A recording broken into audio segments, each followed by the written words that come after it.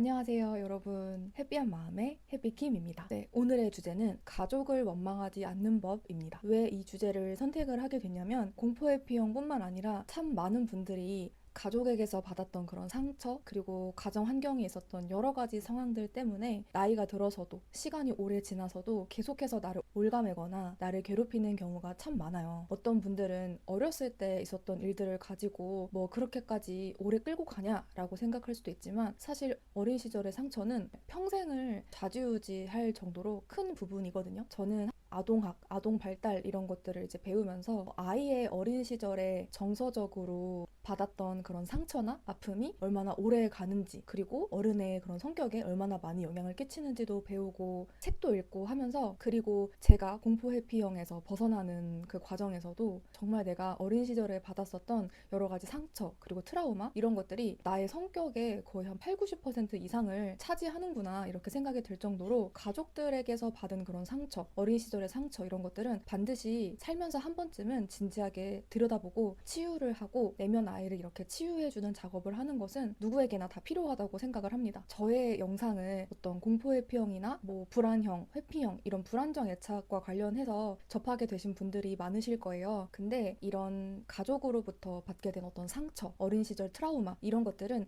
애착 유형을 떠나서 모두에게 해당되는 부분이 있을 수 있기 때문에 상대 때문에 이 영상을 보게 되셨다 하더라도 나를 돌아보는, 그리고 나의 마음을 좀 더 어루만져 줄 수 있는 그런 기회가 됐으면 합니다. 일단 과거에 가족으로부터 받은 상처 때문에 아직도 괴롭고 힘든 분들이 많이 있어요. 그리고 억울한 감정이 해소되지 않았을 수도 있고 자꾸 가족만 생각하면 원망하게 되고 이런 분노나 한 이런 것들이 쌓여 있을 수 있거든요. 이런 분들은 오늘 영상을 잘 찾아오신 것 같아요. 일단 저 역시 지금은 가족들하고 너무나 잘 지내고 있지만 가족들로부터 받은 상처가 너무 크고, 사실 제가 공포회피형이 되었던 그 과정에서 가족들 얘기를 빼놓을 수는 없을 것 같아요. 그래서 저 역시 정말 오랜 시간 동안 괴로웠고 상처도 많이 받았고 다 흐트러지고 너덜너덜해진 마음을 이렇게 복구해내는 데까지 시간이 많이 걸렸습니다. 그런데 지금은 굉장히 많이 편안한 상태에 있습니다. 그래서 저도 그 억울함이라는 그 감정이 어떤 건지 너무 잘 알거든요. 그리고 한때는 세상에서 가장 어렵다고 생각했던 게 누군가를 용서하는 거였어요. 그 정도로 한 번 이렇게 자리 잡힌 상처가 쉽게 가라앉지는 않더라고요. 그런데 지금은 많이 마음이 편안해졌기 때문에 제가 이제 마음이 어떻게 더 편안해지고 그런 원망하는 마음이 많이 줄게 되었는지도 나누어 보고 싶었습니다. 일단 첫 번째로 감정에 대한 이야기를 하고 싶어요. 반복되는 말과 행동, 그리고 고치고 싶은데 안 되는 것들,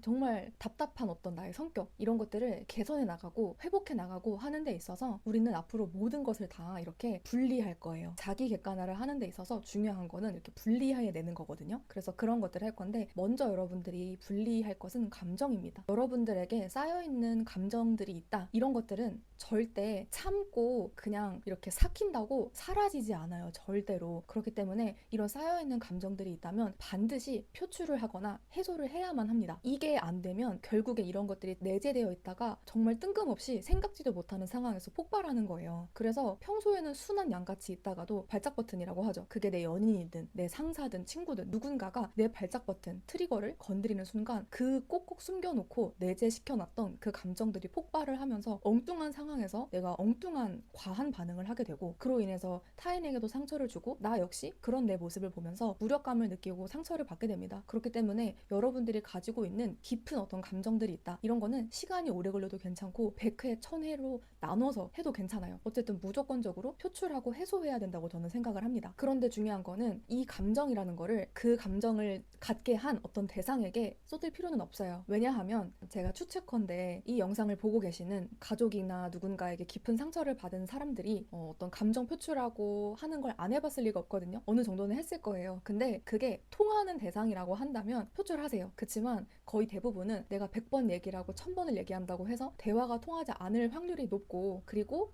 어쩌면 지금은 너무 시간이 많이 지나서 그런 이야기를 하기도 너무 어려운 그런 상황에 있을 수도 있고, 내가 생각한 반응은 이게 아닌데 그냥 미안해 한마디면 되는 건데 내가 감정을 표출했을 때 그 상대에게 더 큰 상처를 받게 되는 경우도 있고 하다 보니 결국은 상황이 악화되는 경우가 많아요. 그래서 저는 어떤 내가 풀고 싶은 이 감정을 나한테 상처 준 대상에게 풀라고는 권해드리고 싶지 않습니다. 하지만 해소는 해야 돼요. 그 상대한테 안 풀어도 해소하는데 도움이 되는 방법들이 분명히 있습니다. 일단 저 같은 경우는 여러분 여러분들에게도 맞는 방법들이 있을 거예요. 근데 저는 감정이나 내 안에 쌓여있는 이런 것들을 해소하고 표출하는 데 있어서 이런 방법들이 도움이 됐어요. 일단 가장 1순위로 추천드리고 싶었던 거는 글쓰기입니다. 글쓰기를 별로 안 좋아하시는 분들이 있을 수도 있는데 제가 계속 영상에서도 뭐 상담을 할 때도 글 쓰는 거, 감정일기 써라, 이렇게 써내려가라 라고 했던 게 제가 실제로 도움을 많이 받기도 했고, 그런 심리나 명상이나 이런 전문가들도 글쓰기의 힘에 대해서, 치유 효과에 대해서 많이 언급을 합니다. 글을 쓰는 행위를 하면 내 안에 있는 내 생각을 이렇게 표출을 해내는 거잖아요. 그걸로 1차적으로 굉장히 해소되는 부분이 있고요. 그리고 정리를 내가 하게 돼요. 내가 수백 개, 수만 개 떠돌아다니는 나의 생각들을 글로 풀어내고 정리를 하게 되면, 그리고 이렇게 시각화를 하게 되면 그냥 이런 것들을 시각화하지 않고 쓰지 않고 머릿속에만 있었던 생각들이 막 만 개, 100만 개처럼 느껴지다가도 시각화하고 정리하고 풀어내다 보면 그 생각이 100만 개, 1000만 개가 아니라 한 24개, 한 50개 정도밖에 안 되네, 이렇게 압축이 되고 더 명확해집니다. 그래서 저는 짧은 문장, 뭐 한 문장, 두 문장에도 괜찮아요. 글을 잘 쓸 필요도 없습니다. 근데 일단은 하고 싶은 말들을 다 써내려가라, 이런 이야기를 많이 드려요. 저 역시 어릴 때부터 글 쓰는 걸 진짜 많이 했었고, 그게 정말 저의 치유에 도움이 많이 됐습니다. 감정을 해소하고 표출하는 거에 있어서 어디다 뭐 이렇게 손으로 쓰는 것도 상관없고 타이핑을 해도 상관없어요. 비공개 블로그로 이렇게 해놓고 여러분들이 하고 싶은 말을 다 하셔도 돼요. 그게 어떤 상대한테 야, 너 진짜 나한테 왜 그랬냐, 뭐 이렇게 하는 말이어도 괜찮고, 정말 하고 싶은 말, 누구한테도 하지 못했던 말들을 써내려 가시는 것도 정말 좋은 방법이라고 생각을 해서 1순위로 추천을 드리고, 두 번째는 명상입니다. 저도 명상을 거의 매일 하고 있는데 왜 이걸 진작하지 못했을까라는 생각이 들 정도로 휘몰아치는, 소용돌이치는 그런 감정이 정말 많이 사라지면서 더 많이 생활이 편안해진 데 도움을 많이 받았어요. 여러분들이 이렇게 앱스토어 같은 거에 명상이라고만 쳐도 어플이 여러 가지가 나올 거예요. 그냥 아주 기초적인 호흡하는 법부터 시작해서 명상이 뭔지, 어떻게 시작하는지, 이런 게 간단하게 뭐 1분, 2분, 3분짜리 이렇게 콘텐츠들이 다 있어요. 그냥 그거 들으시면 돼요. 저는 원래 명상에 대한 거부감이 굉장히 컸거든요. 왜냐하면 뭔가 문제가 있으면 그걸 해결하는 구체적인 방법이 필요한데, 명상은 뭔가 이렇게 각 잡고 앉아서 이렇게 뭔가 계속 뭐 가만히 있어야 될 것 같고 뭔가 답답한 거예요. 근데 명상 어플을 활용하면서 이제 명상을 조금씩 쉽게 접하다 보니까 그런 명상만 있는 게 아니구나, 이런 걸 많이 알게 됐고, 지금은 그냥 하루에 5분, 10분 엄청 간단하게 어플 통해서 명상을 하고 내 감정을 알아차리는 거, 그리고 분노를 가라앉힐 때 쓰는 방법들, 이런 거 배우면서 하다 보니까 신기하게 이렇게 감정을 해소하는 거에 굉장히 많이 도움이 되고, 나를 객관화하고 알아차리는 데 도움이 많이 되더라고요. 이 알아차림에 대한 부분은 제가 너무 도움이 많이 되고 좋아서 나중에 또 컨텐츠로도 따로 만들게요. 나는 글 쓰는 것도 막 다 힘들다, 나는 누구한테 얘기를 하고 싶다, 괜찮습니다. 녹음기 켜셔서 여러분들이 하고 싶은 말, 누군가한테 전하고 싶은 말을 다 하셔도 괜찮아요. 그러니까 뭔가를 표출하고 싶은 것들을 속에만 담아두지 말고 무조건 표출을 하세요. 근데 아까 말씀드렸던 것처럼 상대한테 다이렉트로 하기보다는 이렇게 뭔가 제2의 간접적인 방법을 먼저 활용하셔서 내 맥스로 차있는 그런 감정을 이런 도구들로 조금씩 해소시키는 걸 먼저 하시는 연습을 저는 추천을 드리는 거예요. 그래서 어쨌든 뭐 심리 상담을 받으셔도 되고요. 아니면 친구나 어떤 그룹, 어떤 모임 이런 거 가셔도 괜찮고, 나의 이야기를 이렇게 풀어서 할 수 있는 게 많으면 좋습니다. 그리고 뭐 춤이나 노래나 연기나 이런 것도 도움이 많이 되는 것 같아요. 저는 춤, 노래, 연기 다 배워봤거든요. 근데 실제로 정말 많이 도움이 많이 됐고, 내 그런 어떻게 표현할 수 없는 어떤 원망과 억울한 마음을 누구를 이렇게 패면서 풀 수는 없잖아요, 매번. 근데 이런 것들을 가지고 저의 감정을 다 표출하고 뭔가 이렇게 표현해내고, 그림을 그린다든지 이렇게 표현을 하면서 실제로 되게 많이 도움이 됐어요. 그래서 이런 도구들을 활용해서 핵심은 감정을 담아두지 말고 무조건 표현하고 표출해내라, 상대가 아니라 이런 도구들을 활용해서 내 감정을 먼저 이렇게 쏟아내는 거죠. 그런 것들은 굉장히 필요하고, 그 전에 먼저 나한테 어떤 감정이 드는지 확인하는 게 필요하겠죠. 그래서 감정일기 쓰라고 제가 많이 말씀을 드리는 거예요. 나한테 어떤 감정이 주로 올라오고 어떨 때 올라오는지 내가 모르니까 그걸 먼저 분석해보고, 그 다음에 그런 것들을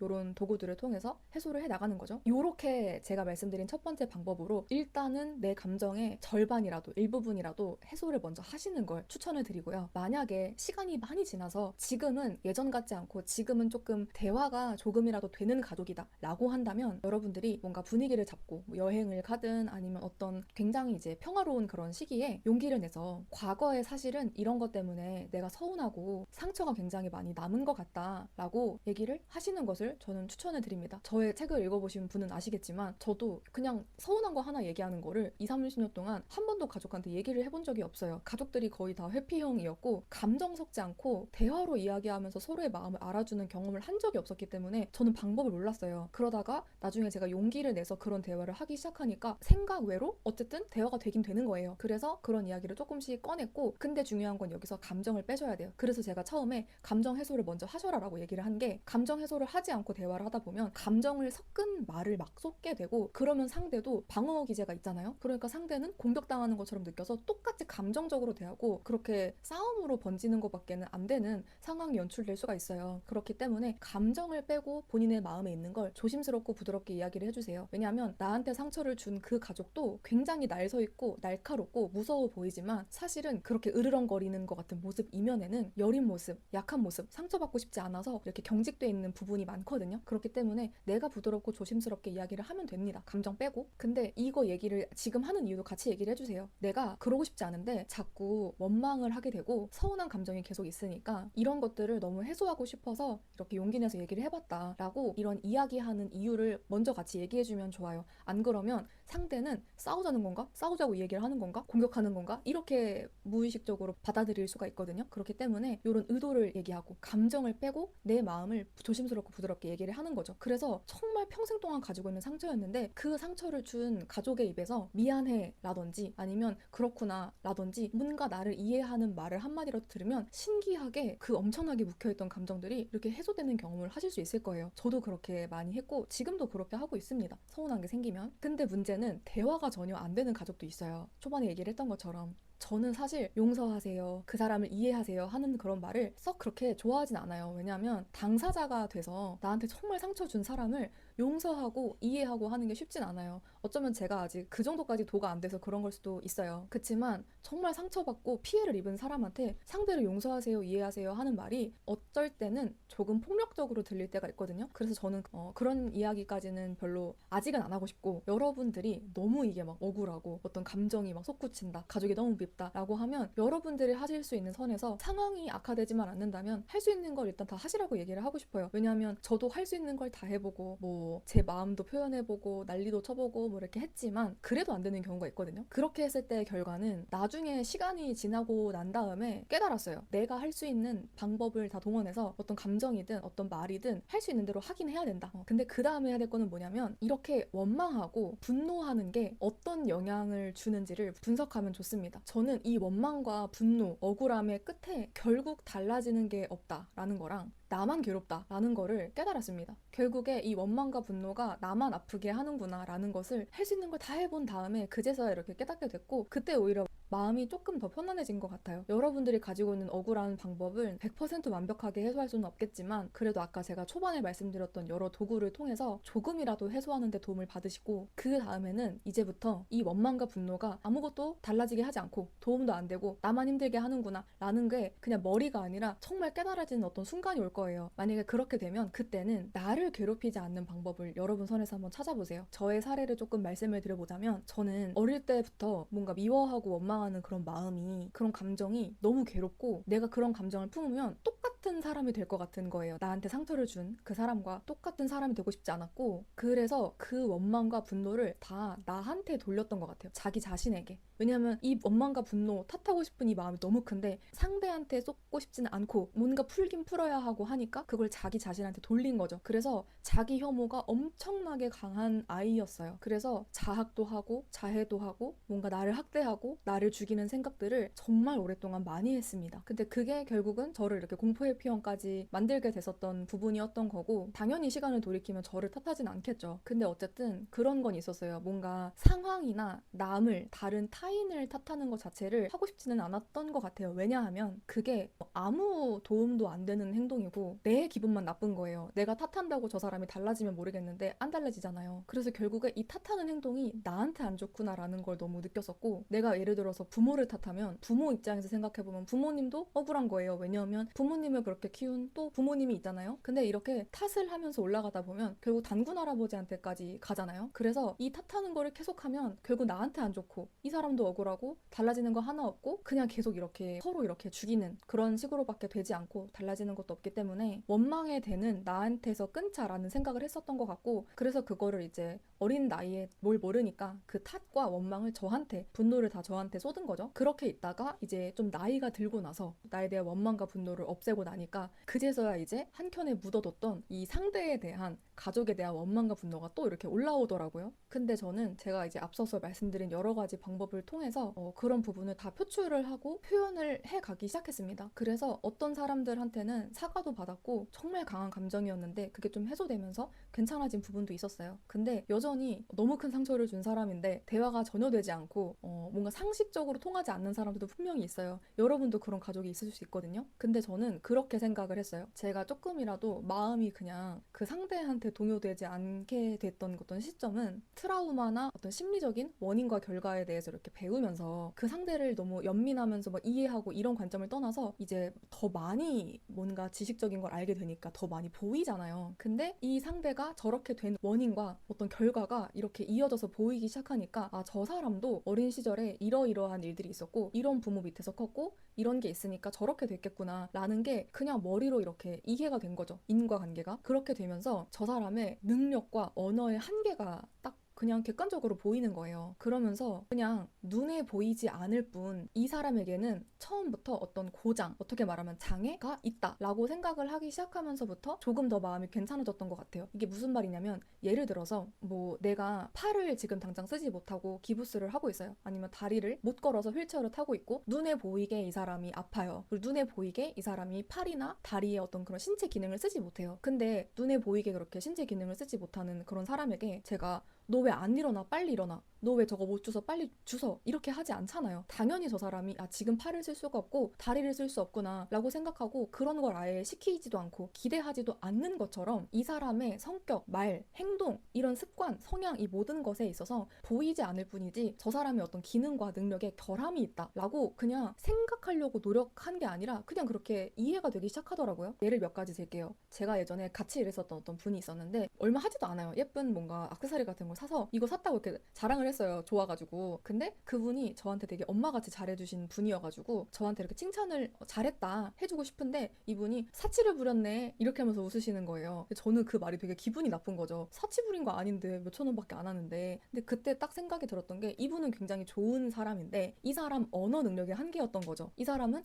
잘 샀네 잘했네 이렇게 하고 싶은데 이 사람의 어떤 언어의 한계로 사치 부렸네 까지밖에 안 나오는 거예요. 그리고 또 예를 들면 그 상대의 어떤 가치 체계를 조금 이해를 해보는 거죠. 예를 들어서 그런 실제로 이런 사람이 있습니다. 어떤 살면서 자라온 그 환경에서 사랑이나 가족이나 어떤 여러 가지 조금 더 의미 있어 보이는 뭔가가 이 사람의 인생에서 1순위의 가치가 아니라 돈이 1순위의 가치에 놓여진 사람들이 있어요. 여러 가지 이유가 있을 수 있겠죠. 예를 들어서 부모가 내가 어떤 노력을 하고 뭘 해도 인정해주지 않는데 돈을 벌어 오면 인정해주거나 받아주는 거예요. 그러니까 그런 경험이 쌓이면 아, 돈이 이 세상에서 가장 중요한 거구나. 돈이 없으면 나는 인정받지 못하고 돈을 벌어야만 나는 가치 있는 사람이구나. 이렇게 이해를 하는 습관이 있는 사람이에요. 그러면 이 사람의 모든 관점에서 다 1순위가 돈이에요. 그러니까 이런 사람이 자라서 어른이 됐어요. 그러면 이 사람이 뭔가 실수를 하거나 잘못을 해서 왜 그렇게 했습니까? 라고 따졌어요. 그러면 보통 일반적인 상식에 있는 사람들은 그 말을 딱 들었을 때 아, 내가 잘못했네. 이런 행동을 하지 말아야겠다 라고 생각할 수 있는데 돈이 1순위에 가치 있는 사람은 이렇게 생각할 수 있어요. 아, 저 사람이 저렇게 어린애가 나한테 따지거나 뭐라고 하는 거는 내가 돈이 없어서, 내가 가진 게 별로 없어서 날 무시하는 거구나. 이렇게 생각이 되는 거예요. 그러니까 가치 체계가 나랑 아예 다른 사람인데 애초부터 이렇게 생각 구조가 다르고 시스템이 다르고 어떤 언어나 여러 가지 생각의 한계가 있는 사람인데 내가 여기에다 대고서 왜 내가 원하는 대로 생각을 안 해주지? 왜 내가 생각하고 기대한 대로 말이나 행동을 안 하지? 왜 상식적인 행동을 안 하는 거지 저 사람은? 이렇게 하면 결국에 그게 나한테만 손해구나. 내가 10년, 20년 어떤 벽에다 대고서 계속 얘기하고 돌 던지는 거랑 똑같은 거예요. 그거를 여러 가지 막 탈 거 못 탈 거 다 해보고 한 이후에야 깨닫게 됐어요. 그냥 자연스럽게 받아들여졌고 아, 내가 어떤 시스템, 가치체계, 생각 구조가 아예 다르고 그렇게 어떻게 좀 안 좋게 말하면 결함이 있거나 어떤 능력에 한계가 있다 하는 그런 사람을 두고서 뭔가 기대하는 것 자체가 그냥 나만 손해구나라는 생각이 이렇게 자연스럽게 받아들여졌고, 그러고 나니까 팔 못 쓰는 사람한테 왜 팔 못 써? 다리 못 쓰는 사람한테 왜 못 걸어? 하지 않는 것처럼 자연스럽게 그 사람한테 기대를 안 하게 됐어요. 기대를 그냥 아예 아무것도 안 하니까 제가 열받을 일도 별로 없고, 비상식적으로 너무 열받는 행동을 하더라도 예전만큼 화가 안 나더라고요. 그러니까 원망하는 마음도 많이 줄고 그냥 되게 많은 부분을 받아들이게 됐던 것 같아요. 이거를 뭐 용서하세요, 다 이해하세요 이런 관점이 아니에요. 그냥 나를 위해서 그 상황과 사람을 이해하고 나니까 아, 그냥 저 사람은 저런 사람이구나, 저기까지가 저 사람의 한계구나 라고 이해를 하면 그게 여러분한테 편해져요. 저는 지금도 답답하거나 이해 안 되거나 열받게 하는 사람들이 있으면 당연히 그 순간에 열받고 막 화나죠. 욕도 나오고 막 그렇게 하다가도 시간 좀 지나고 나서 일단 감정을 솎아내는, 해소하는 작업을 먼저 한 다음에는 이런 생각의 과정을 거쳐서 그냥 받아들입니다. 저 사람은 그냥 저런 사람이구나. 이거의 핵심은 내가 나를 괴롭히지 않고 내가 나를 힘들게 하지 않는 방법을 계속 찾는 거예요. 왜냐하면 내가 계속 원망을 하고 막 이렇게 감정을 쏟고 있으면 그 사람한테 아무 어떤 해가 가는 것도 아니고 그 사람은 그냥 잘 사는데 나 혼자 계속 에너지 쓰고 이렇게 하는 거잖아요. 그래서 그냥 어떻게 하면 내가 저 사람한테 감정을 덜 쏟고 어떻게 하면 저 사람한테 나의 귀한 에너지를 덜 쓸까 하는 쪽으로 계속 생각을 하고, 그러면서 명상도 하고 감정을 해소하고 받아들이기도 하고 하면서 원망하거나 약간 이런 게 정말 많이 줄게 된 것 같아요. 그래서 뭐 받아들임, 알아차림 이런 부분이 굉장히 중요한 부분이라 제가 더 후에도 비슷한 내용으로 다뤄보도록 하겠습니다. 근데 왜 나만 이렇게 희생하고 노력하고 해야 되냐 그렇게 생각이 들 수도 있어요. 근데 결국에 나 편하자고 하는 거예요. 내가 원망하고 억울해하고 그러고 있으면 나만 힘듭니다. 나만 괴롭습니다. 상대는 똑같이 괴로워하지도 않아요. 차라리 나만큼 상대가 괴로웠으면 좋겠고 나만큼 상대도 아팠으면 좋겠는데 그 상대는 그러지 않아요. 그래서 나 편하자고 했었던 그 노력들이 결국엔 저를 편하게 했고, 굳이 따지면 억울하죠. 왜 나한테 그런 일이 있었을까? 왜 그 사람은 나한테 그렇게 말하고 뭐 나를 때리고 왜 그렇게 행동했을까? 억울하죠. 그치만 내 상황에서 내가 할 수 있는 최선의 노력을 한 거죠. 나를 위해서. 내가 편하자고. 그 어떤 원망과 분노와 이런 미워함과 이런 여러 가지 늪에 계속 있잖아요. 그러면 거기서는 내가 마음을 다르게 하지 않는 이상, 내 마음을 다르게 할 수 있는 방법을 찾지 않는 이상 그 늪에는 계속 나 혼자 있어요. 나를 괴롭게 하는 상대들이 그 늪에 같이 있어주지도 않습니다. 저는 이거를 깨닫고 알게 되기까지 너무나 오랜 시간 동안 그 늪에 그냥 계속 혼자 있었어요. 누군가가 손 내밀어 주거나 아니면 뭔가 어떤 상황이 바뀌어서 내가 나오기를 바랬던 것 같아요. 근데 계속 그곳에 십수년 있다가 나중에 알게 된 거예요. 아, 내가 기어 올라오지 않으면 그 늪에 계속 혼자 있는 건 나구나 라는 생각이 들어서 이렇게 노력을 했던 것 같아요. 그러고 나니까 정말 그 늪에서 나오게 됐고 지금은 많이 편안해졌습니다. 누군가를 용서하고 이해하고 이게 너무 힘들다면 굳이 그렇게 하지 마세요. 대신에 나 편하기 위해서 내가 더 편안해지는 노력을 하시면 좋을 것 같아요. 그렇지만 이 모든 내용과 별개로 내가 가족을 떠올리는 것만으로도 뭐 심장이 너무 빨리 뛴다든지 뭐 호흡이 가빠지고 과호흡이 오고 막 어떻게 일상생활이 불가능할 정도로 어려운 어떤 신체화 증상이 발생을 한다라고 하면 반드시 꼭 전문가의 상담을 받으시는 걸 추천을 드립니다. 제가 사실 가족과 관련된 부분으로 이야기하고 싶은 게 정말 너무 많은데 지금 영상을 찍는데도 너무 길어지고 있어요, 이 내용이. 그래서 제가 다음 시간에 이어서 가족에 대한 이야기를 조금 더 해보도록 하겠습니다. 다음 시간에는 아직도 내가 나한테 고통을 주는 가족들과 같이 살고 있다, 그리고 이 가족들한테 현재 진행형으로 어떤 고통을 받고 있다 라고 하시는 분들에게 조금이라도 도움이 될 수 있는 방법을 소개해 보도록 하겠습니다. 그러면 다음 영상도 많이 기대해 주시고 여러분들이 혹시 가족을 대하는 방법들, 가족을 원망하지 않게 된 그런 계기나 내 감정을 해소하는 데 있어서 도움이 되는 방법들이 있었다면 댓글로 남겨주시면 너무 감사할 것 같습니다. 네, 오늘 영상이 조금이라도 도움이 되셨다면 좋아요와 구독 부탁드리고 저는 다음 영상으로 찾아오도록 하겠습니다. 감사합니다.